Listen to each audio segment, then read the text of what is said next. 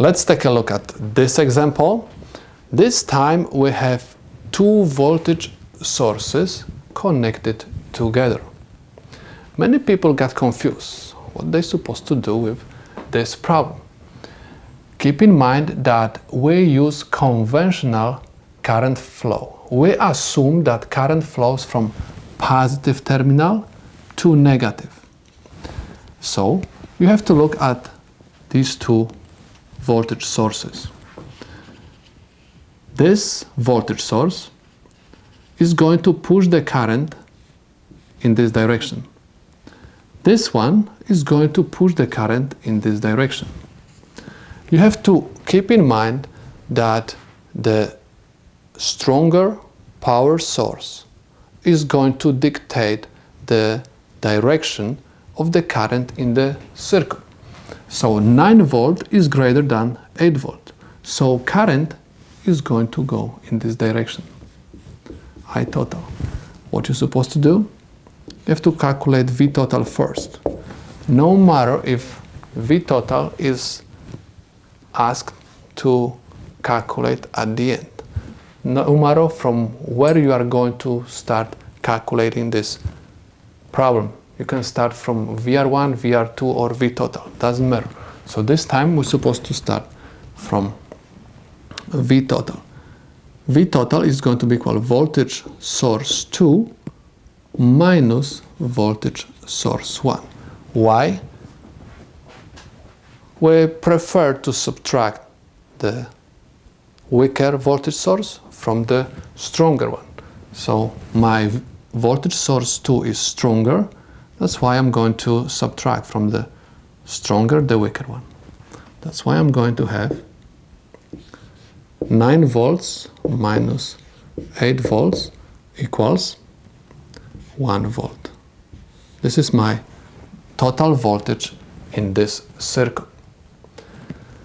Next, you're supposed to realize that you can redraw this circuit, and your circuit right now is going to have just one voltage source, or V total, which is equal 1 volt, and you have two resistors, R1 and R2.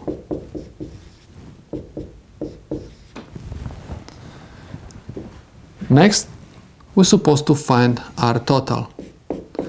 R total is going to be simply the sum of these two resistors, because this is the series circuit, R1 plus R2, which is equal 1 ohm plus 1 ohm is equal 2 ohms. This is my R total. Next, I can find I total. I total is equal, you have to use the Ohm's law, voltage total over R total. Voltage total is equal 1 volt over R total, which is equal 2 ohms. 1 divided by 2 is simply 500 milliamps. This is your total current. Remember, these two voltage sources we combine together and we obtain this one. That's why I used value of 1 volt. We found I total. VR1 is going to be nothing else, just IR1 times R1. Remember, in the series circuit, the current is always the same. That's why I can write that I total equals IR1 equals IR2. And this is equal 500 milliamps. So I have 500 milliamps times R1, which is equal 1 ohm, which is equal 500 millivolts. This is voltage across resistor R1. Because my resistor R2 has the same resistance, my VR2 is going to have the same value like VR1. 500 milliamps times 1 ohm is equal 500 millivolts.